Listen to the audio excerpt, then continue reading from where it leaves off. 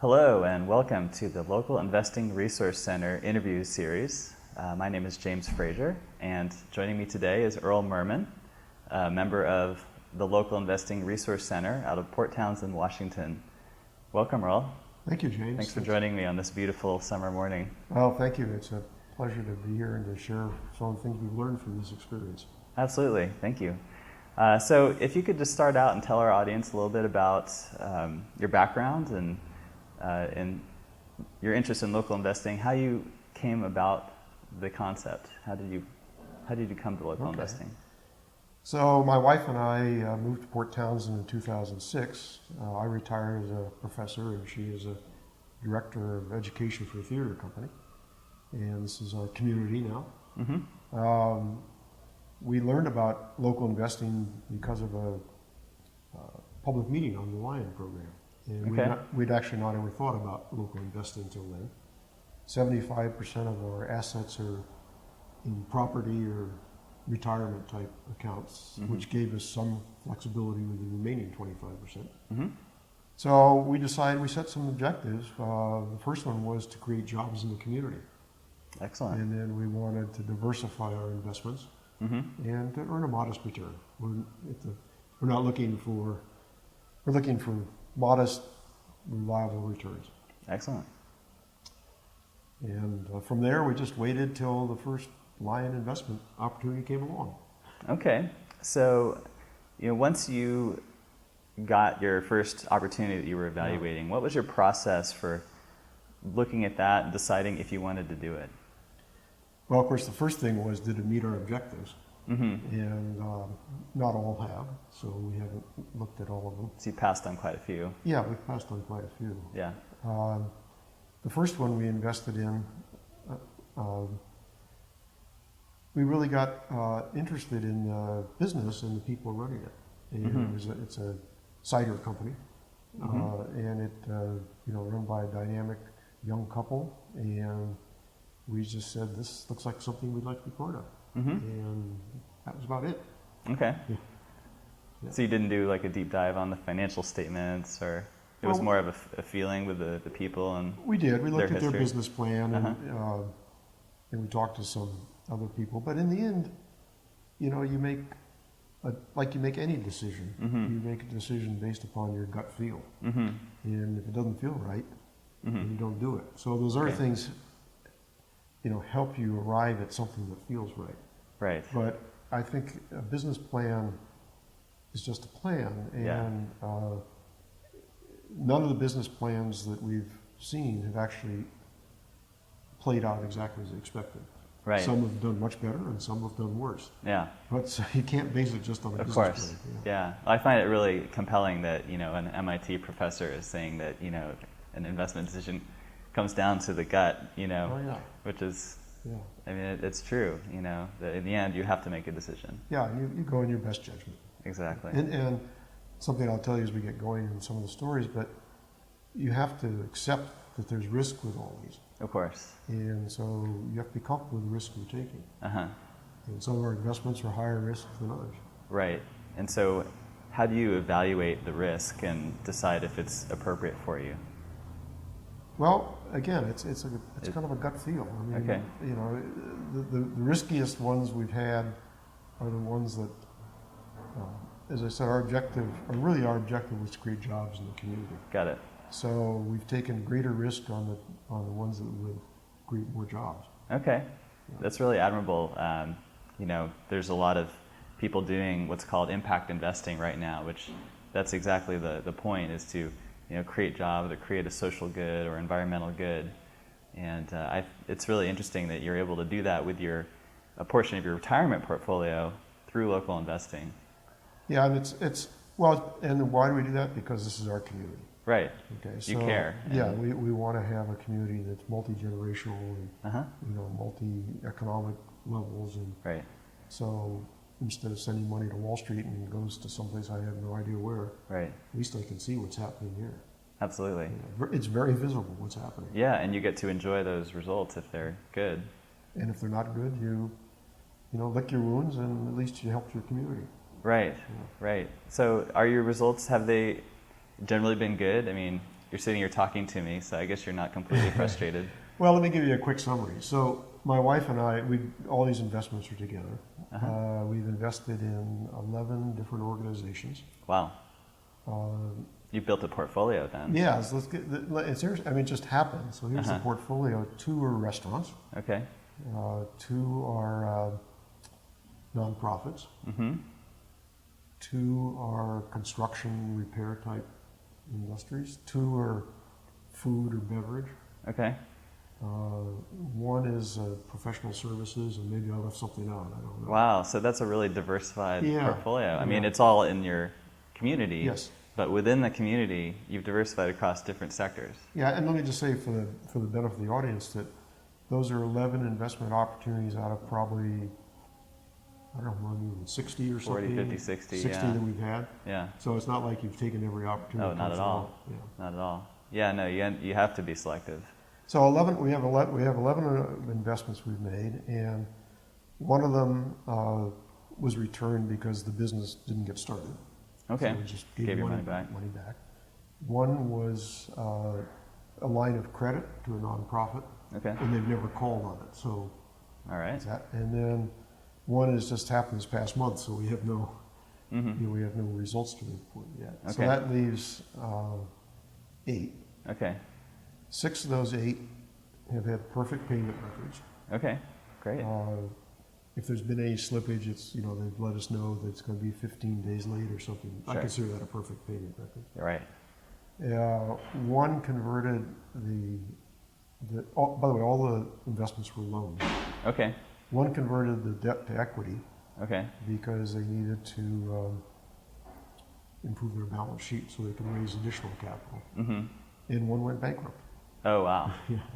And I didn't do the count ahead of time, but probably of the 11 investments, 9 of them, 8 of them have been multiple investors. That is, we've Right. been investing along with other people. Okay. Yeah. Great. And those are Lion members that you're investing alongside with? I think 1 or 2 of them may have had some non-Lion investors, but Okay. Has that group process been helpful overall? Like, are you cooperating with other investors to work together on evaluating and then working with the investees? well, in the spirit of Lion, we all make our individual investments, so we have not really cooperated in the sense of meeting as a group and saying, let's now all share our information and how we Sure. want to invest. Right. But there's been cooperation in the sense that we usually have the same structure to the loan, Okay. so it helps the business. So if they're paying 5 people, it's the same amount, that type of thing, or same interest. Got it. So it's a kind of group negotiation. Yeah, and probably the greater benefit has been that, and maybe I have a chance to explain some examples later during the interview, Mm-hmm. that most of these investments we become, I wouldn't call business partners, that's too strong a word, but Right. we become part of the business, we become part of the business organization. Your stakeholders. Yeah, we're stakeholders. Yeah. And so we get involved in mentoring or providing guidance or something, and having multiple perspectives has been a big benefit there, both for us and for the business. Absolutely. So Yeah. it's always the multiple perspectives just are always good.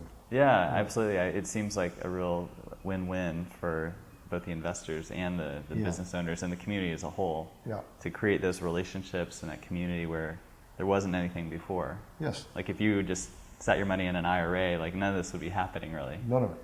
So No. that's really interesting. Is it been a lot of work, would you say, overall to go and do this, or is this the kind of thing you just enjoy doing anyway? Well, it has been a lot of, some of the businesses, a couple of businesses we've actually spent quite a bit of time with. Right, okay. And that wasn't time I had budgeted for, so. Were those the troubled ones, or Yeah. not necessarily? No, well, yeah, I mean, they're the ones that need additional, they need time investment along with financial Got it. investment. Yeah. I wouldn't say they're all troubled, they just, Need some additional support. Yeah. Yeah. So in that sense, a couple of them have been a lot of work, a lot more work than just, getting statements in the mail every month and that type of thing. Mm-hmm. But it's not been something, it's been something that's been enjoyable. I mean, I've gotten to know these people. Absolutely. I've gotten to know the other investors. Mhm. So, one of the things that comes out of local investing, which I didn't realize till I did it, is it's all part of community. Yeah. You know, I mean, the other investors are now friends. Mm-hmm. Some of the people we've invested in have become personal friends. Yeah. We see each other walking down the street. Mm-hmm. And so the time you spend doing that is part of building community. Yeah. Yeah, it's not time, it's not like punching a clock or something. Sure. Yeah, it's Yeah. enjoyable. Yeah. And interesting, and it's different every time. Yeah. And then you get the results are tangible. Yeah. Yeah. And as I Yeah. said, it's very visible. Yeah, you can't really say that about, your typical Wall Street investments. I don't know about you, but when I invest in Wall Street, you get a prospectus. Yeah. You know, I mean, that's like reading the telephone book. You know, I mean, I read these prospectuses and Yeah. I can't cognitively understand what Yeah. I'm getting into. Right. This is a whole different This is a whole experience. different thing. You just go down and you just have a cup of coffee. Yep. Yeah. That's wonderful. Yeah, so it's totally different. Very cool. Yeah. So would you mind telling me a little bit about some of these specific investments that you made? I'd like to hear a success story and, or two, and, and then maybe a typical situation and a challenge. Okay. Or, not necessarily a failure, but, what does the challenge look like? So I could tell you about every investment, but we don't have time for that. Sure. I mean, each one is a story by itself. But let me tell you, to start with a success story, Mm-hmm. it's a roofing company. Young couple, a young kid who were buying out their family business that had collapsed financially with the 2008 collapse and all that. Okay. And for them, it was either they buy this business or they leave town. So here was clearly not only an investment in a business, but an investment in the community And a family. and a family. Yeah. They had an excellent business plan. We met with them. Ended up 5 people invested in their business. We met with them one evening in their living room. And you could just tell that they deserved an opportunity to try to do this. Mm-hmm. And they were going to face challenges, but we felt they'd do well. So we invested in them, and they've exceeded their business goals. The first year they got a very large government contract, Right.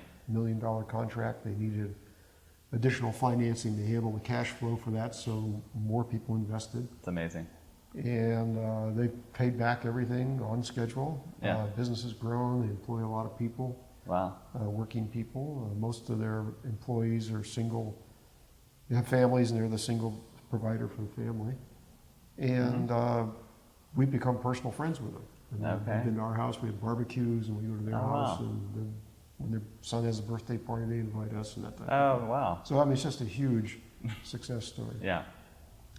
Now on the other side, the failure. I need to tell you about the failure. This was a biotech company. Okay. And had a product. It's a manufacturing company, and the product developer is local. He's in the community. Very sharp guy. And again, this is all like the roofing companies had multiple investors. Mm-hmm. But the business partners were not from this community. They were Okay. from out of town. Which bothered me a little bit, but we did a due diligence and checked references, and they seemed solid. And it turned out that they had bought, they had several products they were manufacturing, one of which they had bought from a previous owner. Mm-hmm. And that contract got into a mess. It got entangled with that. Okay. And the previous owner fell out, the person they bought it from fell out with the people we had invested in.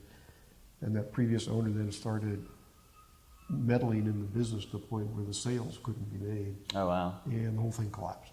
Oh, wow. And we lost all our money. Oh, my gosh. Plus some because we had to pay lawyers. So. Oh, wow. So what I learned from that, I learned that we didn't make a local investment. Okay. And Because a lot of the partners were not local. we didn't know those people. You were just knowing one person out of many Yeah, that were yeah. key people. Yeah, so that's what we learned. Now, most of the things have been in between. Those Yeah. two. And let me give you an example of where it's in between. Sure. This is a local restaurant. Okay. Restaurant owners, the restaurant's been there for a number of years.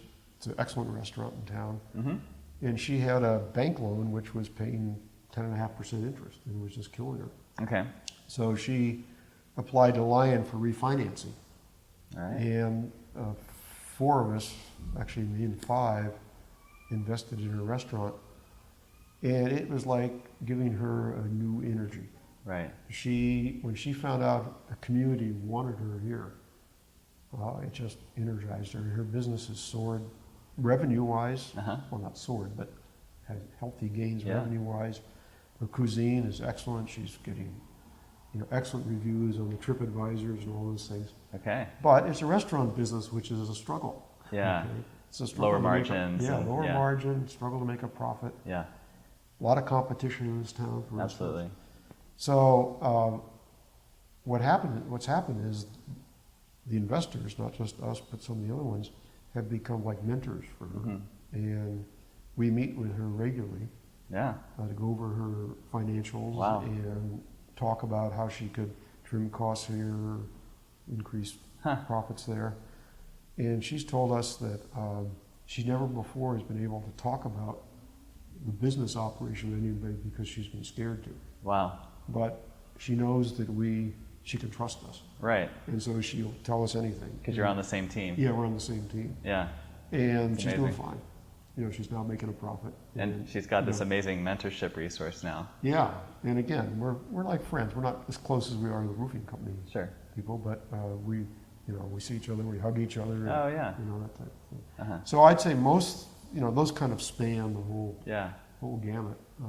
There's one business we invested in just to get that business through the down season here. Yep. And had we not done it, it would be gone. Right. So, it wasn't a big investment, but it was an investment that was needed just to get through Well, it seems like the roofing company would have been gone too, and I mean, It would it have seems been like you gone. played a part in saving a few businesses and keeping Yeah. them here and Yeah. giving them a new chance. So that kind of leads to, what do you learn from all this? Well, Uh-huh. certainly from an investment point of view, we learned what we knew when we started is that, there's risk in this. You got to go into it understanding that like any investment, there's risk. The risk is more manageable. Well, unlike a market investment where you have no way to influence or Right. manage that risk. Yes. I mean, the only way you can manage your risk in a market investment is take the numbers they give you for Right. what's high investment or low investment and Sure. and make a portfolio. Right. What you can do in local investing is actually engage in the business. Yes. And, occasionally, by the way, most of these, 5 of these investments, we've had 2 or 3, we've had 1 or 2 follow-up on the investments in them Mm-hmm. when they need additional help. Right. So you can, It's an ongoing relationship. yeah, and you can actually help change the risk factors. Absolutely. Okay. But there is risk, so Yeah. nobody should get involved in this if they can't accept that. Yeah, and afford to lose money Yeah, I mean, because it happens. you can get, 0.5% in the bank with no risk, but if you want Right. to, okay. Yeah. So that's one thing we've learned. Then the other thing I think I've learned, which I really had never appreciated till I got involved in it, is we have the loan has the principal, which we expect to get back, Mm-hmm. and the interest. Mm-hmm. But there's this dividend, Okay. which is building the community, Mm-hmm. and it just feels good. Yeah. I mean, it simply feels good to Yes. know that we're helping the community evolve. Yeah. Yeah, and And it pays off in good relationships. And, Yeah. Yeah. yeah, and you just don't get that with an We've never gotten that with any other kind of investment. Of course not. Yeah. Yeah. That's great. And are you also getting payments in kind for anything, like for the restaurant?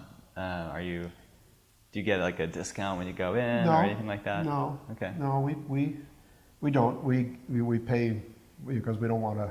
Yeah, you want to help them Yeah, out. I mean, we get a cup of coffee now and then, Yeah. or a I've glass seen of cider or some something, things but, like that though. Yeah, I know there are some people who take dividends in kind type thing. Yeah. But no, with all our investments, we've said that we want to make them succeed, and Got it. so Okay, just keep it on a cash basis then. So what's the future? I don't know. You know, we just got 2 new opportunities this week, and so we just wait and see what comes. Keep looking at them. Yeah. Okay. So it's not strategic. It's opportunistic investment. Absolutely. Yeah, you have to be patient. If you don't see any good opportunities, you might wait a year or more until something comes, and then you can look at it or not, and you know. And other times there could be a flurry where you're just looking constantly. Yeah. Exactly. It's really exciting like that. Yeah. So any you know, final bits of advice for, you know, any local investors out there that want to follow your lead? Well, I think we're very happy we've done it. I guess the advice is don't put all your eggs in one basket. You know, I mean, we've not put all of our investment locally. Yeah. And what we've put locally, as I explained, we have quite a portfolio. Yeah. And furthermore, most of those investments have multiple investors. Yeah. So that's just part of, you know, risk management. Mm-hmm. So yeah, those things don't go out the window when you're investing locally. Not at all. No. Even more important, perhaps. And you know, you have to be prepared that something like the bankruptcy we had might come along. We learned something from it. Hopefully, Lion learned something from it too. Mm-hmm. But that's I think that's the only complete business failure Lion's had. Right. You know, there's many examples where loans have been restructured. Yeah. We've done some of that. Yeah. But I think the one there were 6 or 8 investors in this one. It's the only one was a complete failure, and the main lesson was it wasn't a local investment. Right. We thought it was, but it wasn't. Got it. Okay. And had it succeeded, it would have created a lot of jobs in the community. Sure. Right. Yeah.